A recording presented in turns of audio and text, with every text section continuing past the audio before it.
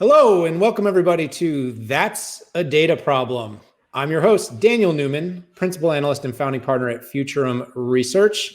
Excited about today's conversation, which is part of our multi-conversation series with Splunk, where we are having discussions about technology, digital transformation, innovation, people, and so many other things. And today, we're going to have that people conversation with a whole bunch of that other stuff. And I'm excited to be joined by Kristen Robinson, Splunk's Chief People Officer. Kristen? Hey, welcome. Daniel. Good to be here. It's great to have you here. Haven't had a chance to talk since we did our big end-of-year roundtable last year, but it was so much fun. And I'm so glad to be able to bring you back. You had so many insightful things to say. And we are in a world right now where people are, well, by the way, always should have been, but are becoming more and more the center of the discussion as we are dealing with this new normal, future of work, whatever we want to call it. And I want to talk to you about that today. But before we do that, why don't you just quickly introduce yourself and talk about what the Chief People Officer of Splunk, what does that mean? What do you do? Yeah, so I joined Splunk last January of 2020, 3 days before coronavirus came into our vernacular, and 5 weeks before we all went away and worked from home. So it's been a whirlwind. I couldn't be happier to be at a place that values results, people, innovation, et cetera. And so it's a fun ride, and the journey ahead is just more positive than I think we can all imagine. And what we do, right? I take business strategy, translate that into people strategy and organization strategy. It's super simple. How do we use the organization, the people, the culture to make sure that we're driving our business results and making an impact for our stakeholders, namely customers, but also for employees, our shareholders, our communities, partners. So that's what I do. Absolutely. The title Chief People Officer hasn't become completely ubiquitous with every organization just yet. But I think increasingly as companies are truly looking at digital transformation and the fact that it's not just about technology, but it's really, the confluence, it's the convergence in many ways of those forces, the forces that technology have on people, but also the forces that people have on business. I think your role, and I don't know what they're going to call it all the time, but I think that role is going to become instrumental in more and more organizations. And I'm really glad to see a company like Splunk, being on the front end, being early, being innovative, and thinking, hey, we really need someone that is centering their entire, thought process around how we make people love their work and do it well. Well, and what's interesting is you were talking about technology and the impact on people. Well, technology doesn't pop out of soil on the ground, right? People make and create technology. So it starts with people and ultimately it ends with people too. Yeah, well, you follow the VC. I always thought the seed round was the spot when those seeds started to pop up out of the ground. That's not what they mean when they say a seed round.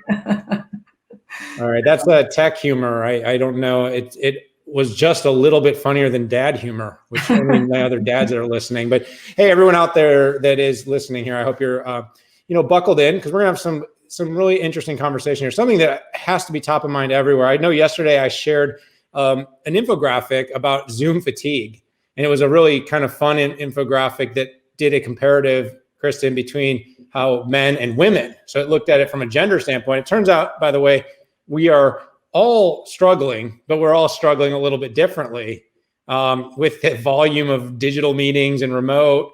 But I guess the biggest thing I took away is we are, no matter how much it's hard to believe it, we are kind of coming to the end of the worst, if we aren't already, in the sense of I'm going on a plane next week to a customer site to record a video. And the only reason I'm saying that is that's like a wow moment.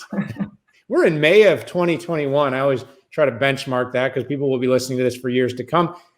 First time getting on a flight to go see a customer in 15 months. I used to fly 48 weeks a year. So we're getting closer, Kristen. We are absolutely getting closer, and it feels so good. But remember, coming into this, there was no playbook whatsoever, going into a pandemic. And actually, from a workforce and a workplace standpoint, there's no playbook coming out of it. And as my team and I last year were thinking about, oh my gosh, how hard this is. We don't know what we don't know. We're learning every single moment of every single day.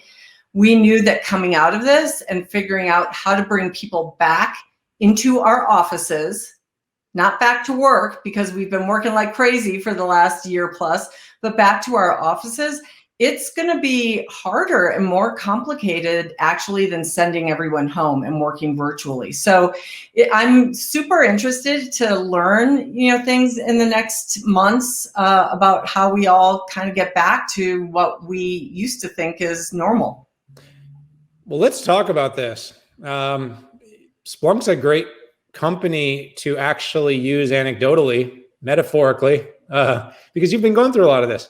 The company made some statements about allowing people to continue to work from home and work from different places, which is, you're not the only company, but been pretty progressive out there, and clearly going to be a different operation than it was prior. We had COVID. We're still seeing digital transformation accelerate. It's pushing other trends. It's forcing you in your role to kind of revise the people strategy as a whole. Talk about kind of the confluence of all those things and what you've seen over the past, 15 months and now as we exit.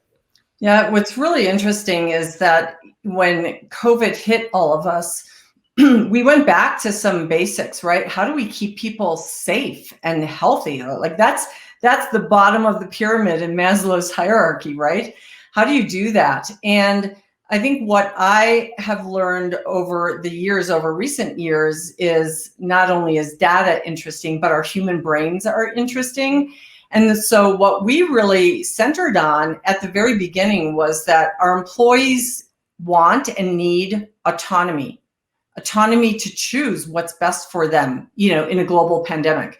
They need flexibility from their managers about how to work the way they need to, right? And they need human connection. And so we really focused on that going into working, 100% remotely. And you know what? All those things are still important, and they will be the core foundation of how we think about our people, the way they want to work, and what keeps them well in the future. Yeah, there's no question about that. I mean, you're basically having to break this down, and I've had the chance to read some of your commentary across the board and how you're approaching this.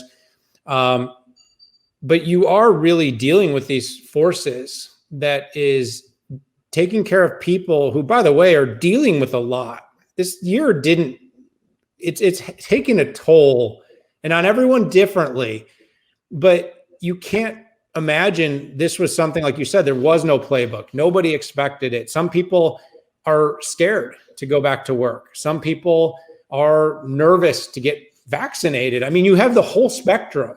And besides the sensationalism of headlines, these are very normal people that you would enjoy a cup of coffee with, or would have gone to an event a year ago or a year and a half ago and had a beer with and not thought twice. And this has phased them. And that's made you, thinking about COVID with every decision you make, rethinking your entire workforce strategy. And I have to imagine, as a company that's all about data to everything, you have to be thinking about the application of data here. And I know when I talked to Doug Merritt, the CEO of Splunk, in a conversation, he referenced that, but I imagine that was something that was put on your plate. How do we take all this data and figure out the best way to help people pick the path to return and for the company to get that productivity? Yeah, data has been more useful in my career this past year than it ever has. And for me, I've been a big advocate and a data geek myself since early days. But, I think about it like this. We can't run a business without financials, right? If you only put together financial statements once a year, that wouldn't be very helpful, right? You can't run a business without customer data. And we get that all the time. We get market data. Well, guess what? You can't run a business without employee data. And I think, many of us have seen, the typical, what's your head count? What are your attrition rates? How are you hiring? But more than ever, sentiment data for our employees has been critical for developing strategies, to assessing needs, and to creating solutions for our employees that will help them today. So, at Splunk, we did a lot of check-in surveys over the course of this past year. We did pulses after amped up employee town halls or meetings. And we just ran a pretty big engagement survey in the past months as all. And we need that data and that continuous data. Now, I know many people feel like they're surveyed out, right? There's survey fatigue, because one of the key things that we can get from employees is their sentiment, what they're thinking, how they're feeling. And that requires us, at scale, to use surveys. But you know what? I'm trying to engage and enroll employees to understanding how important that is for us, and being generous, with their inputs. And it also is an indication that we're a listening culture, right? We are committed to hearing the voices of what is right now almost 7,000 employees around the world at Splunk. Yeah, I like that. I was reviewing some of the things the company did. And by the way, early on, the technology that was the breakthrough was Collab, right? We heard about the Zoom boom, the Microsoft Teams, Cisco WebEx, and it was at least enabling this level of humanity. You mentioned turning cameras on and keeping cameras on, which, by the way, I think this was probably one of the best outcomes of the pandemic, was people truly did fully adopt the power of video. And for a while, it was amazing. And for people that have the same haircut as me, it's pretty easy to manage. But as a whole, we lost that, level of engagement when people didn't turn the cameras on, didn't get face-to-face, and we were all getting pretty isolated. And I think you guys pushing that. But then you saw these companies actually up-leveling. Microsoft came out with a view that made the rooms more human. And Zoom now has done the same thing. So instead of just a Brady Bunch looking block of faces, it like puts us in coffee shops and in settings that look like classrooms, right? I thought that was pretty clever. But then these companies started to go even one step further because of the data that you're talking about, to start to build, not just collaboration for the sake of meeting, but collaboration for the sake of wellness. And, those check-ins you talk about, building tools that allowed you to measure employee sentiment and things like their productivity, help them know when they might need to take a break. I mean, you're a C-suite exec and I'm an entrepreneur that runs a business, and we don't really maybe have an off button, but the rate which we run would be considered hot. And when you run hot all the time, there's a real significant burnout that comes. And I don't know about you, Kristen, but if your experience over the last 15 months has been anything like me, I would assume I'm probably somewhere between 2 and 3 times the number of meetings in 2020 and into 21 that I had prior. And by the way, I would spend 47 weeks on planes flying around, and I thought I had a lot of meetings. And I'm working at least 20 to 30 more hours on an average week right now than I did even pre-pandemic. Yeah.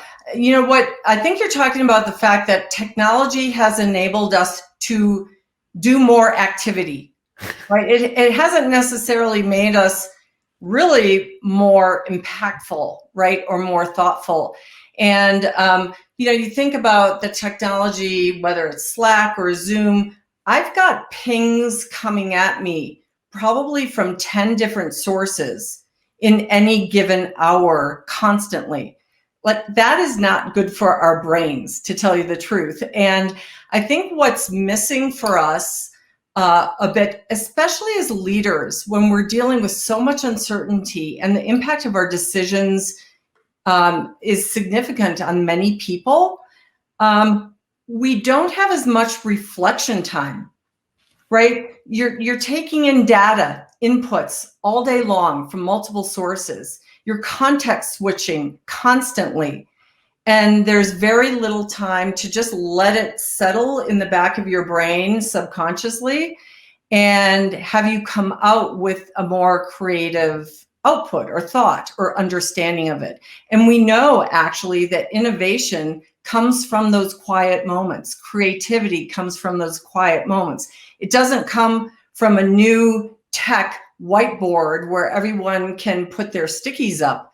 That's really not where creativity happens. It's in those quiet moments. And so I think we got to figure out how to balance human beings, the human brain, with the lovely, and really great creative technology that we have. We need to figure out how to balance that more. Absolutely. That's a great point. It's a great marriage.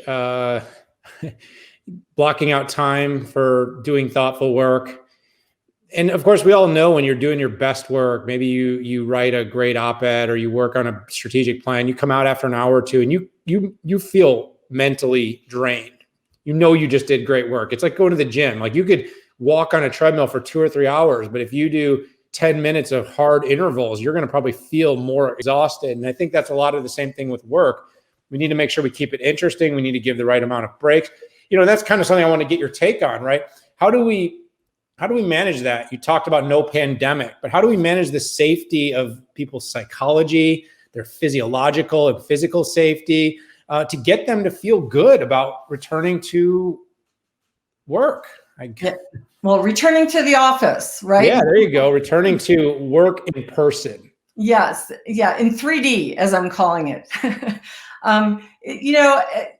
Coming back to a shared physical space right now requires us to be very thoughtful and planful about the physical safety and the psychological safety, right? If you have safety protocols in place where people are supposed to be wearing masks when they come into an office and people aren't doing that, well, they're not going to feel very psychologically safe in that environment, right? So that's a very tactical thing that we have to ensure as we get used to coming back into shared physical spaces. But the other thing is, a lot of the best work we do is when we feel like we belong. We belong to a community. In DEI language, it's the inclusion part of, diversity, inclusion, and equity. And so I actually think that as we go back and, we have declared we will be in a hybrid environment, which means some people will be in an office in any given day. Many people will be remote.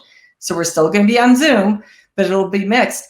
It's going to take some new skills from not just people managers, but everyone really, to make sure in that environment, everyone feels like they belong in that community. And so it's going to take different motions, of how we interact together in that hybrid world. And that will create psychological safety for people to do their best. Absolutely. I like that you mentioned the DEI equation. Companies clearly throughout the pandemic began to truly pay attention for many reasons. There was a lot of global events that took place that drew attention to equality, to equity. And again, us all being home was a nice moment for the world for many people who maybe had ignored it or shut it out, to be kind of in front of it and to see how important things are, how many people care. And I'm really glad about that. But there's been some negatives that have come out of this whole thing too. There's been some negatives about women in the workplace. Let me give you that example. I've heard a lot of data. I think there was a data point going back to September now that said 800,000 women left the workplace. So COVID had a disproportionate impact on women who have been working extremely hard. And as a society, we've been working very hard to bring up the equality. The work-life balance was the problem, Kristen. I mean, when you're not able to go to the office and you're still doing the job at home, this forced a lot of women out of the workforce, and that set us back. I mean, what do you think about that? How do we fix that and correct that and hopefully do so quickly to not erase all the progress we've made? Yeah, I mean, it was really profound. When I saw coworkers on the screen, sitting in their garage because they didn't have a place, to work inside their apartment, say, or their home, with little kids running around, the homeschooling. So I do think that the pandemic forced us into a unique situation where typical daycare and schooling just was not available. And let's face it, we know that a disproportionate impact or set of responsibilities falls on women in a family. There's also other data out there that has indicated that women across the board have felt pressured to work more. They felt more burned out, exhausted, and thinking about leaving the workforce if they hadn't done it already. I do think it comes back to these core principles of autonomy, flexibility, and connection. If you allow your entire workforce, but maybe this is more helpful for women, to work at different odd hours during the day, as opposed to, I can't even say 9 to 5 because no one works 9 to 5 these days, right? But just the flexibility in how they work, to continuously reprioritize what you've got on your plate. And to have, this is interesting, to have those more personal conversations that I think in the past managers have veered away from because they felt like, this is personal, I need to stick with work. Well, getting work done is personal these days. So if we can have a much more candid environment for each person and their unique needs, I think we'll actually solve some of these issues for not just women, but other people who are impacted in very unique ways. Yeah, I think the key is we can learn about how to help everybody by sometimes doing some of this segmentation. I always worry a little bit when we try to label everything. It's become a big habit right now. And I understand sensationalism, but I also believe deep down that we learn. And by the way, we learn from data. That data from this exercise identified a problem where we had lost progress that we'd worked so hard, most of us in society, to move this forward. And so what can we learn? What can we do better? And I love the fact that you kind of bring the fact that it's not really just about that one group. It's about what can we learn now to apply across other groups. I mean, your point, I have a 100% remote work organization, Kristen, was this way before. But by the way, it was the only way I could get the best talent. We're not a big company, but that was one thing I could offer people who really loved the flexibility. And one thing I've always told people is, look, I don't really care what time you do the work. Meaning, if you want to be at your daughter's ball game or your son's recital or whatever you want to be at, right, at 5 p.m. and then you want to come home at 9 p.m. and do the work, that sounds great. I've always believed that, but we do have this weird stigma in society that we're like, nope, you gotta send it to me during working hours. It's like, what, you can't not read your email at midnight? Like, if you're asleep at midnight, don't read your email. Put your phone away. It's like we've got a lot of weird habits. Yeah, that's definitely true. And I think despite the fact that we've had some management practices, in existence for a long time, we still are not in the habit, generally across the board, of being really good at using those. And I'll give you an example, which is manage by objectives. Set goals, be really clear about what outcomes people are going to generate, by whom, by when, and manage to that. And if you're really good at that, then it doesn't matter what people are doing every moment of every day, right? You're really managing to those outcomes or those objectives. And so I just think that, in the years to come, the discipline of those kinds of practices is going to be really, really important for getting your outcomes. But then, as we've been talking about, there's this whole set of personal interaction habits and practices that are going to become increasingly important because you have to do it deliberately when the workforce is virtual or hybrid and you can't run into people and hug them in the office, or, just kind of have that more kinetic, kinesthetic connection to people that happens sort of unconsciously, right? We have to be more conscious about all of this stuff. Yeah, I think, and we might get here. I still, my punditry, and I do a lot of trends and predictions work, is still, we're going to see a real meaningful hybrid. And I've seen some assessments come out that say that isn't true, but I actually believe we were already going the route of hybrid. I don't think that's actually like any big premonition, but I think what we learned is that we can do it. I think the one thing this whole year and this whole event taught us was like, yeah, we can do this. We can be productive. The tech industry largely had amazing years. Splunk, and I follow the equities very closely. The company had great growth. It was able to flip its business model. It was able to build and develop new products, and it did it all without people in the office.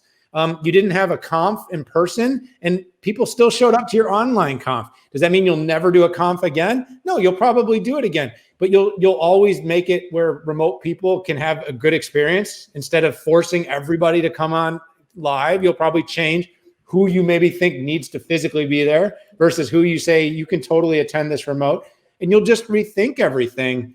And because you guys have literally, you are a test case in so many of the ways that things have happened for Splunk over a year, that this is all possible. And you're right in the middle. You're not the world's biggest company, but you're certainly not a small business. And you've proven it on many fronts. Yes, there's no question about it. And I know you've talked to some of our senior technical and product folks in the past months, and they will admit, even for software developers, their opinion about the world was, oh, you have to be in person. You have to have people work together side by side, elbow to elbow. And they will admit, we've changed our opinion about this. So yes, we've proven to ourselves that we can do it. We actually had pre-pandemic almost 30% of our workforce around the world be remote, right? They were not affiliated with any office. Pre-pandemic, almost every single meeting had a Zoom connection because inevitably at least one person was going to be dialing in. So we're just putting that, on steroids these days and believing that it is the norm. And then if it's going to be the norm as opposed to the exception, how do you run your business? How do you create community? How do you create culture in a way that presumes that, as an assumption? Yeah, absolutely. So let's talk a little more about that. Because culture is sort of the epicenter. When I did a series of digital transformation books, Kristen, and when I wrote about them, kind of what I identified was people and culture tend to be a bigger driver of innovation and technology than technology and innovation of people and culture. And you really kind of can't just interchange those orders. When you have a strong culture with people that buy into an idea, that believe in a company, that are passionate about something, they tend to build faster. They build products faster. They build community faster. Of course, you got to have the talent. There's a lot of pieces to this, but vice versa is you can have really good technologies and mix them around the wrong ecosystem, the wrong people, and actually see great things fail. But now with this whole remote work thing, you've flipped the culture on its head. And keeping people motivated around remote work isn't hard. How do you build that culture first that keeps everybody passionate about the remote work? Yeah. Your comment is interesting. You turn culture on its head. I'm not sure that we actually did do that. And I'll go back even pre-pandemic when I first met our CEO, Doug Merritt, when I'm interviewing with him, right? And he was saying, Kristen, we need to think, how do we scale the business? How do we scale the business? And for me, my first thought is, well, how do you scale culture and how do you scale leadership? And be really deliberate about both, right? But about the culture piece, because you cannot pay attention to it and you will have a default culture. So make it strong, make it something that creates competitive advantage for you. So I think for us, early days in the pandemic, so many leaders and my colleagues out and about were saying, how how are you keeping your culture strong, or how are you, making sure that it doesn't fall down?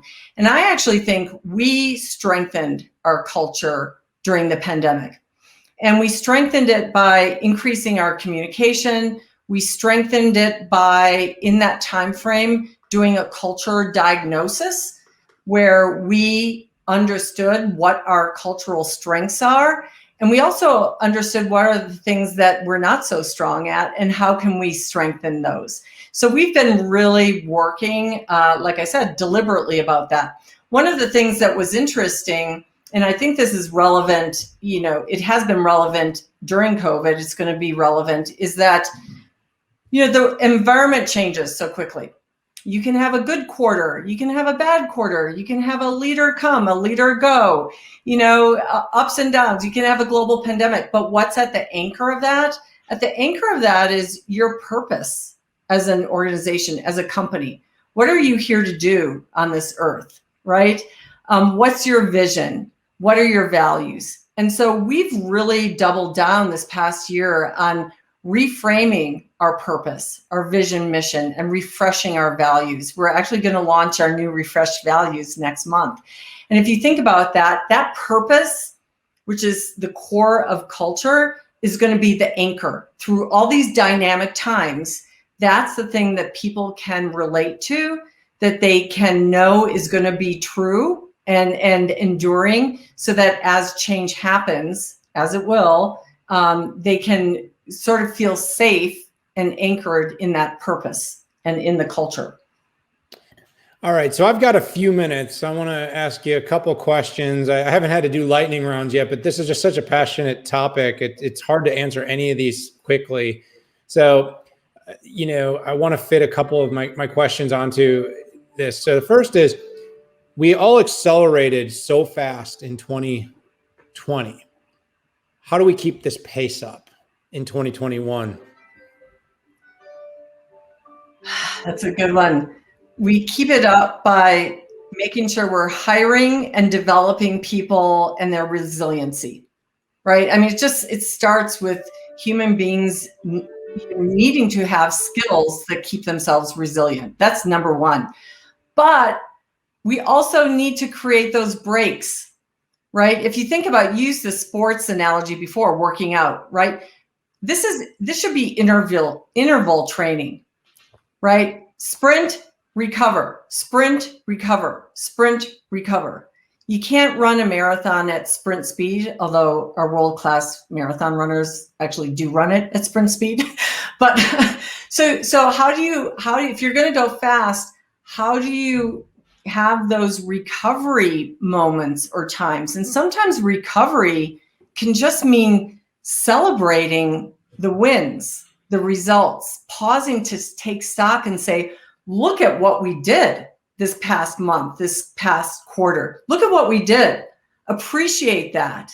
Really feel good about that, and then move on. So I think we need to figure out how to build in those intervals, those moments of reflection, the moments of rest, so that people can sustain this pace. Because I will tell you, it's not just Splunk and all of our levels of transformation that we're doing.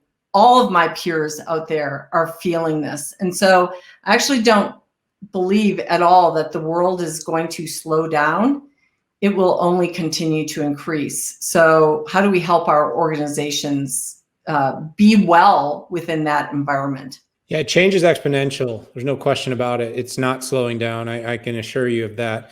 All right, I'm going to wrap up with a question that just is so Splunky. Let's talk about data. Let's take this all back and ask a data question to tie it together. You mentioned this. You mentioned using more data than ever before. You now have more data than ever before. There's more data than most companies know what to do with. And that's why you're building the products that Splunk builds. But in your role, how can companies, let's give them some recommendations to walk away with. How can companies take all this data and use this moment and this inflection point to effectively rebuild their strategies? Yeah, I think part of it is, it's basic, have technology and tools, right? And you got to invest in that. But I do think it's a mindset, and it's a mindset about applying data to your people, or your people to the data, and using that to scan. That's one part of data, scanning to see what's out there, to make decisions and to monitor and measure results. And like I said before, we need our employees' help in that. And so we have to make the case for why that's so important and why our employees can help us. We create a listening culture, and we'll use their voice to figure out the right solutions to help them back, which will help our businesses. I think that's it in a nutshell. Absolutely. And that was a great answer. I 100% believe it's a combination of, real ephemeral human empathy, caring about people, but you really can't care about people to the maximum potential without that data. It is intertwined for sure. The old gut feel, managed by gut, managed by feel approach, we know those companies don't perform as well. Not with products, not with services, not with customer experience, and not with employee engagement. That's been proven. Sounds to me, Kristen, like you have taken that to heart and you've made that a part of everything that you do. I've really appreciated this conversation, but it is time to say goodbye, Kristen. Yeah, I know we could go on and on and on. It's been fun, Daniel, as usual. Absolutely. Well, thanks so much for joining me, Kristen. And that's a wrap for this episode of That's a Data Problem. But check out all the other episodes.